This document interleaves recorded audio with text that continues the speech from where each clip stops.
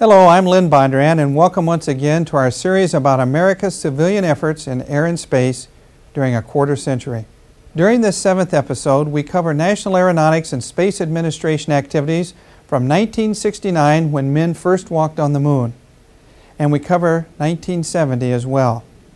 We begin in 1969 when Apollo 11 lands on the moon. Houston, Tranquility Base here. The Eagle has landed.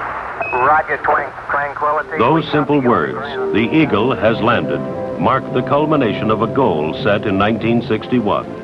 It also signaled the beginning of a new era, when for the first time, man walked on a planet beyond his own.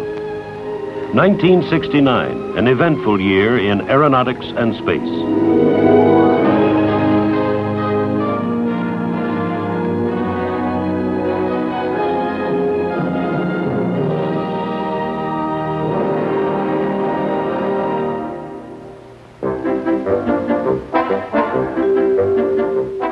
The moon was not the only planet to receive an earthly visitor in 1969. Two unmanned spacecraft, Mariner 6 and 7, flew within 2,000 miles of Mars.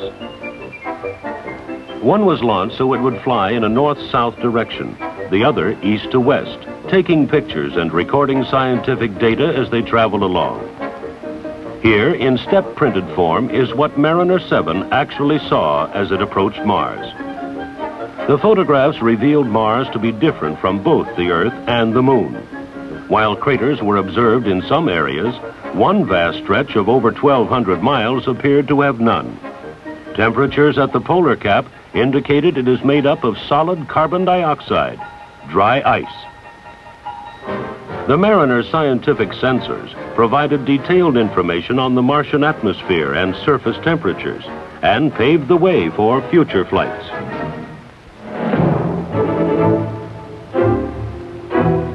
In meteorology, another TIROS operational satellite was placed into orbit for the Environmental Science Service Agency.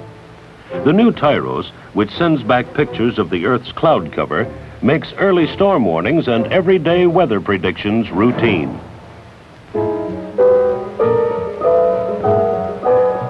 Nimbus 3, a 1,360-pound experimental weather satellite, is being utilized as a test bed to prove out new meteorological instruments.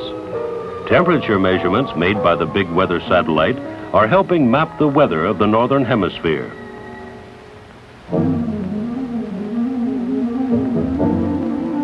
Another experimental satellite launched was ATS-5, Applications Technology Satellite. As a result of an agreement signed this year between the United States and India, NASA will launch an ATS in 1972, which will broadcast instructional television directly into thousands of Indian villages, providing, among other things, programs on modern agricultural techniques.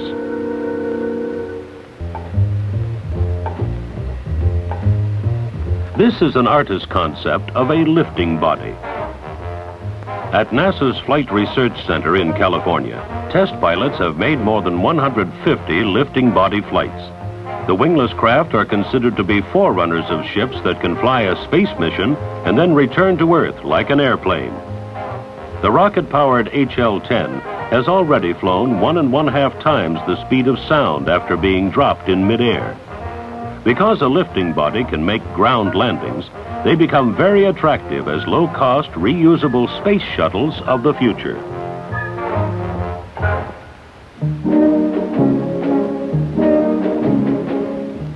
They're called VSTOL, vertical or steep takeoff and landing planes, aircraft that may one day make short-haul intercity transports a reality. NASA's Langley and Ames research centers have been studying the problems that vertical landing planes might encounter at terminals where big jets are taking off and landing. What's the best way to bring vertically landing planes into a congested airport without interfering with an already busy traffic pattern? Should there be separate runways, or can they land as the bigger jets make their final approaches? What type of poor weather instrumentation will they need? These are some of the questions the current research will help to answer.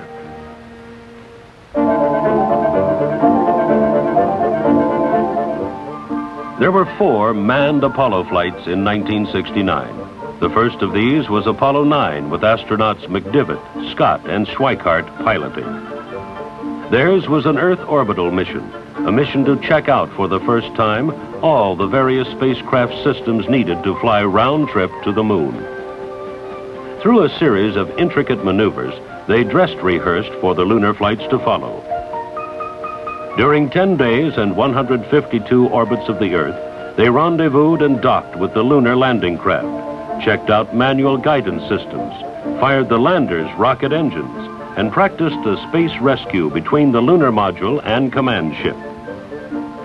Russell Schweikart spent about 45 minutes outside in a spacesuit during this exercise. For the men of Apollo 9, a job well done. The big pieces of lunar space gear had worked, and worked well. All was in readiness for the next test.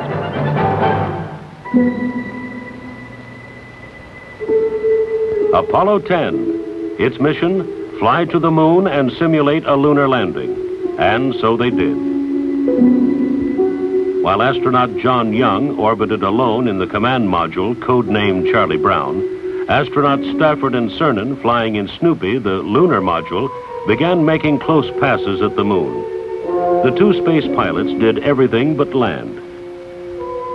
They fired the descent engines, lowering them to 50,000 feet above the surface, and similarly tested out the ascent rocket, which would send the moon landing Apollo 11 crew back into lunar orbit for the return home. As they passed over the Sea of Tranquility at an altitude of 10 miles, closer than any human had ever traveled, they reported back to Mission Control Houston that the landing site was smooth. The stage was now set for the lunar landing 2 months later. Start. 6, 5, 4, 3, 2, 1, 0. All engine running. Liftoff. We have a liftoff. 32 minutes past the hour. Columbia and Eagle were on their way. At stake, nearly 10 years of research, development, and fabrication. Some 20,000 companies throughout the United States participated in the building of the Saturn V rocket and Apollo spacecraft, which carried astronauts Armstrong, Aldrin, and Collins on their historic journey to the moon.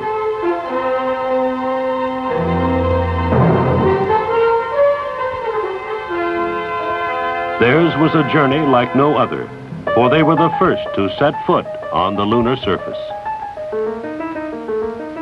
This was the sight viewed by over 300 million people around the world as the 2 men tested their moon legs and began setting their scientific experiments.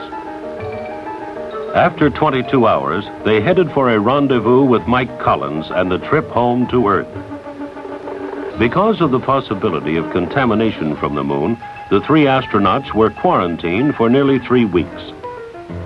At the same time, scientists began looking at their newly acquired lunar samples, the first opportunity anyone had had to look at something from a different body in the solar system. Samples were given to 142 scientists, both here and abroad, for intensive study. Results will be released in January when the group gathers in Houston to go over their findings. Shortly after returning from the moon, the crew of Apollo 11 began another journey that lasted 40 days. At the request of the President, they embarked on a goodwill mission covering some 46,000 miles with visits to 22 countries. From Mexico City to Brussels, Belgrade to Kinshasa, Bombay to Tokyo. The lunar trio was warmly and enthusiastically received by millions of people, giving them a chance to share their experiences firsthand.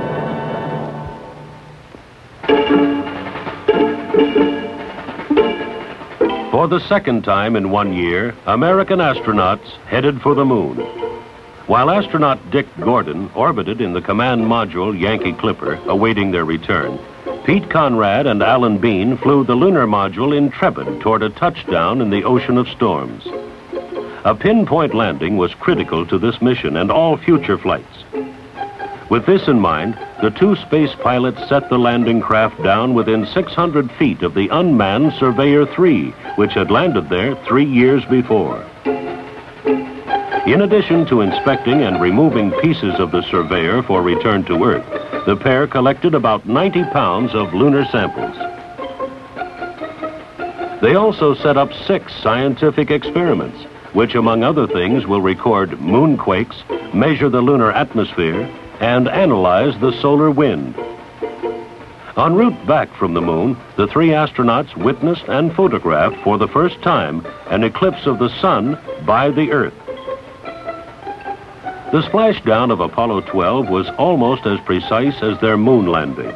The Yankee Clipper landed 3½ miles from the carrier Hornet.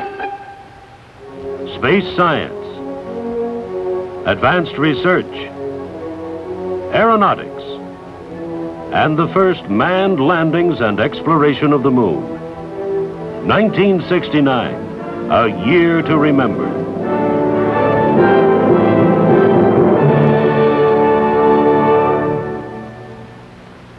And that is how much of NASA's 1969 looks on film.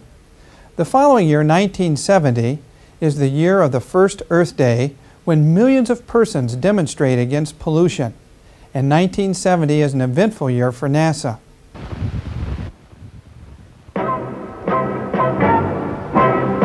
March 7th, scientists took a good look at the sun. The occasion, a total solar eclipse. An event of such magnitude will not occur again until 2024, 54 years from now. Another Tyros operational weather satellite was launched in 1970. It's looking at the Earth's cloud cover and returns daily weather information. Orbited also Nimbus, an advanced weather researcher. 2 communication satellites were successfully launched as part of a global communication satellite system. In aeronautics, NASA continued its research in wake turbulence. These smoke tower tests show how tornado-like patterns of air are churned up as a large plane passes by, causing potential hazards for lighter aircraft. NASA's Earth Resources planes made high-altitude pictures of Peru's devastating earthquake, pictures that will contribute to the remote sensing of future natural disasters. They also made temperature and color measurements over the tuna-rich fishing grounds near Oregon, an effort to assist Pacific Coast fishing fleets to increase their catch. While en route to the moon, the 3rd manned lunar landing attempt was canceled when an oxygen tank ruptured.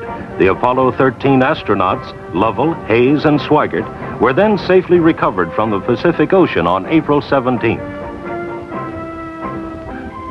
Trying out life support systems for long-duration space flights of the future, 4 college students from California spent 90 days confined in a space station simulator. The crew drank water and breathed oxygen reclaimed from their body wastes and emerged after their confinement showing no apparent ill effects. Beginning October 18, Soviet cosmonauts Andrei Nikolaev and Vitaly Sevastyanov toured the U.S. and several NASA field centers. During that same month, the United States and the Soviet Union agreed to study ways that American and Russian spaceships could meet and join in space.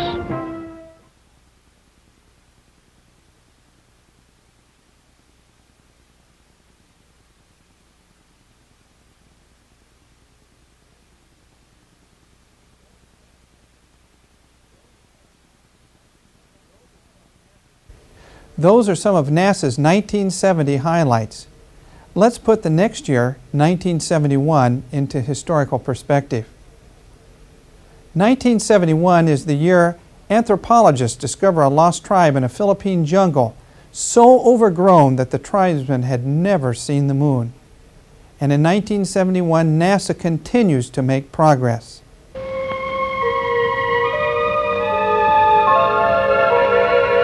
Three Mariner spacecraft have flown by Mars in recent years. They were fleeting glimpses, and the craft did not fly close to the mysterious red planet. 2,000 miles was the closest. On November 13th, Mariner 9 changed all that. As its braking rocket fired, the picture-taking Mariner swung into orbit around Mars, an orbit allowing the spacecraft to come within 850 miles of the surface. As it circles the planet twice a day, it will photograph and gather data for at least 3 months, mapping 70% of the planet's surface. The 2 small moons of Mars, Phobos and Deimos, will also be closely scrutinized. Mars appears to have gone or is going through some type of planetary evolution. The main question is whether it is an evolving planet or a decaying one. Mars is more Earth-like than any other planet. Its clouds, seasonal changes, and polar ice caps are intriguing. As the Mariner 9 returns its vast accumulation of data and pictures, scientists will have their first close-up view and hopefully clues to the history and evolution of Mars, the Earth, and the solar system.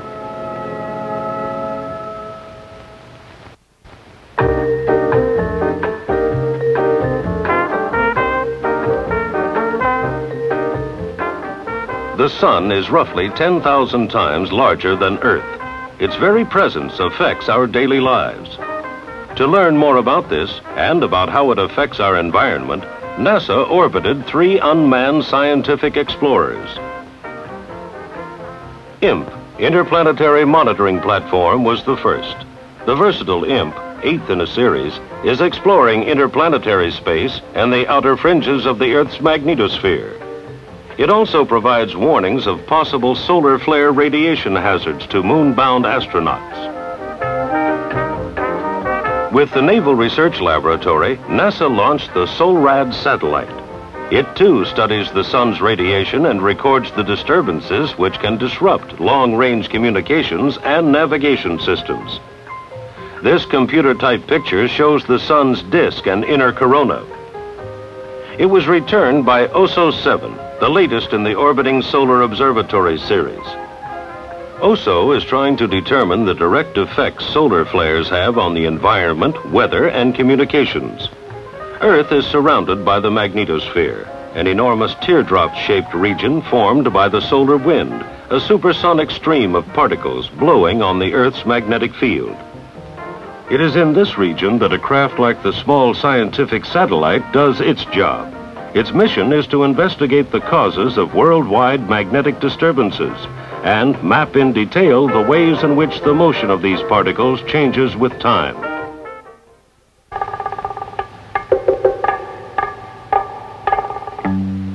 Stratoscope 2, a large astronomical telescope, was hoisted into the sky by a giant balloon from the Marshall Space Flight Center in Huntsville, Alabama. This was the 8th Stratoscope flight. Its goal? Obtain sharper pictures of certain galaxies, nebulae, and the planet Saturn above the distortion of the Earth's atmosphere. The 4-ton telescope is so accurate it can distinguish 2 objects 30 miles apart from 1,000 miles away. Scientists will be working on the data returned by Stratoscope 2 for the next several months.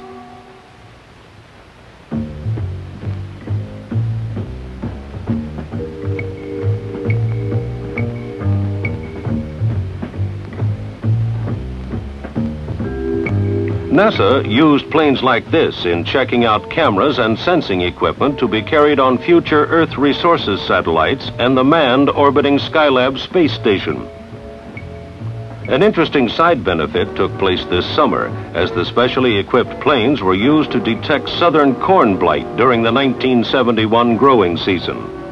High-altitude infrared photos were taken and then analyzed by Purdue University and the Department of Agriculture. These photographs were used to determine the extent and degree of corn blight.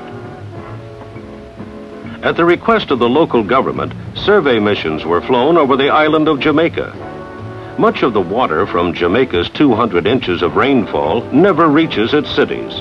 It is believed that submarine springs carry a portion of the water offshore into the ocean. This was indicated by the preliminary analysis. Here is one of a pair of high-altitude aircraft converted for use in Earth resource surveys. They are operating from NASA's Ames Research Center near San Francisco. The data collected by these flights is being used to simulate future remote sensing Earth resources satellites. Satellites that will be used to study agriculture, forestry, geology, oceanography, and urban development.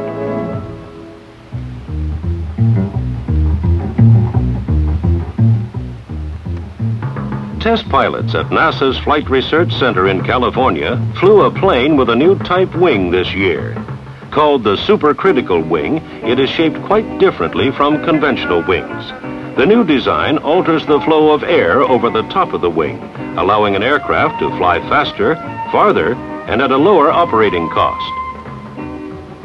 This sleek black plane, the YF-12, capable of flying 2,000 miles per hour, made 25 test flights. The Joint NASA Air Force program is studying problems associated with propulsion, in-flight stopping and restarting of engines, heating, and structural dynamics. The research is aimed at furthering the development and operations of future civil and military aircraft.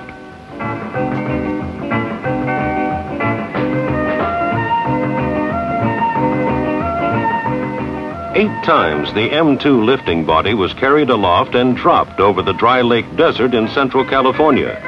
The wingless M2 and other lifting body types are the research forerunners of craft like the proposed shuttle that could fly a space mission and then return through the Earth's atmosphere and land like an airplane. A new flight program began at NASA's Ames Research Center with the X-14B vertical takeoff and landing plane. Equipped with an onboard digital computer, the X-14 serves as a flying flight simulator by duplicating in advance the piloting qualities of proposed new planes. The Ames Center is also responsible for doing research on short takeoff and landing aircraft. This is one of the planes used to test new concepts, the OV-10A Bronco. The United States is very interested in developing a short takeoff and landing plane for use as an intercity transport in the nation's busy metropolitan air corridors. Attacking the jet noise problem at its source, engineers at the Lewis Research Center in Cleveland are supervising tests of a quieter jet engine. The goal is to develop an engine that will be 15 to 20 decibels quieter than present aircraft engines.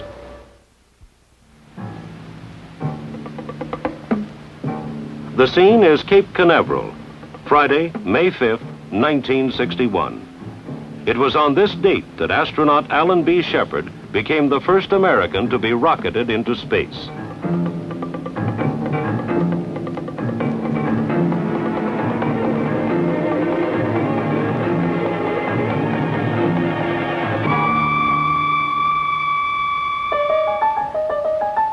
Ten years later, January 31st, 1971, Alan B. Shepard made his second space flight, this time as commander of Apollo 14, the country's third moon landing. With astronauts Mitchell and Russa accompanying Shepard, Apollo 14 marked the beginning of large-scale use of the moon for science. These are some of the 94 pounds of lunar rocks returned from the moon's ancient hills of Fra Mauro by Apollo 14.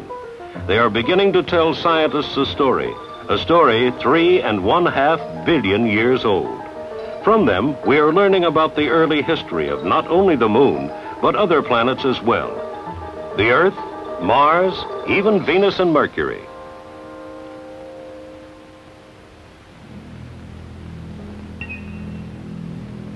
This is the view seen by Apollo 15 astronauts, Scott and Irwin, as their spacecraft Falcon arched over the Hadley Rill, located in the foothills of the moon's Apennine Mountains. 8 feet -1. Contact. Man. Okay, Houston, the Falcon is on the plane at Hadley. Roger, roger, Falcon. Theirs was to be the most extensive exploration of the moon ever made.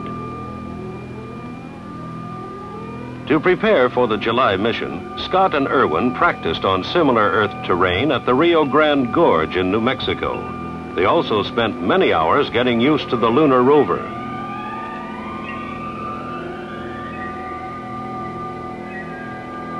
Here's what it actually looked like to the moon riders as they drove their four-wheel car over 16 miles of lunar surface.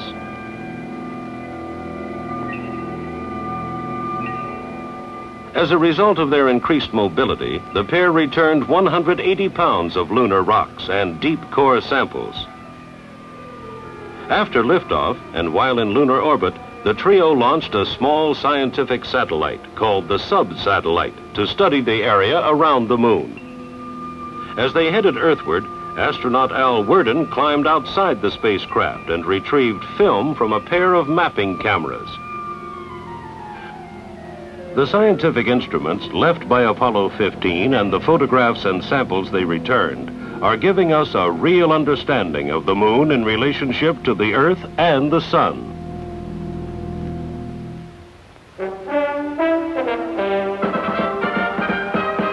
We asked Mr. Dale Myers, NASA's Director of Manned Spaceflight, to give us a status report on Skylab, the United States' first space station. This year has been a big year for Skylab. All of the hardware for the program is coming into focus. Our qualification programs are underway. The major elements of the Skylab system are in the final positions of manufacturing and checkout. Now, one of the more important things to me about Skylab is it gives us an opportunity to learn more about man's capability to work and live in space.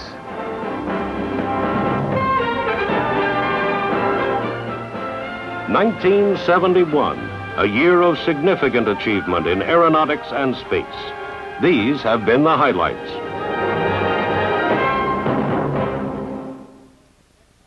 Please join us next time for Episode 8 of 25 Years of Progress, when we cover NASA highlights from 1972 and 1973. I'm Lynn Bondurant.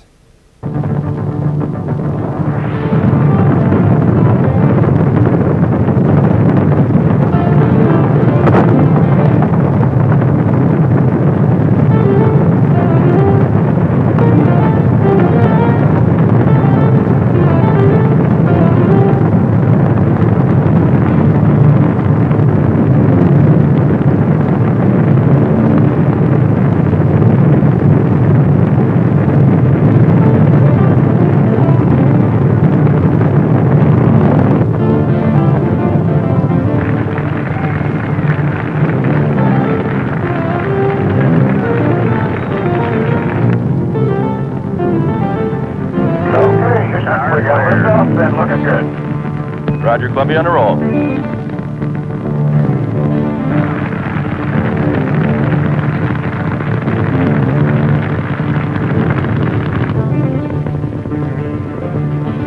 Columbia, Houston, you're go at 40. Roger, go at 40.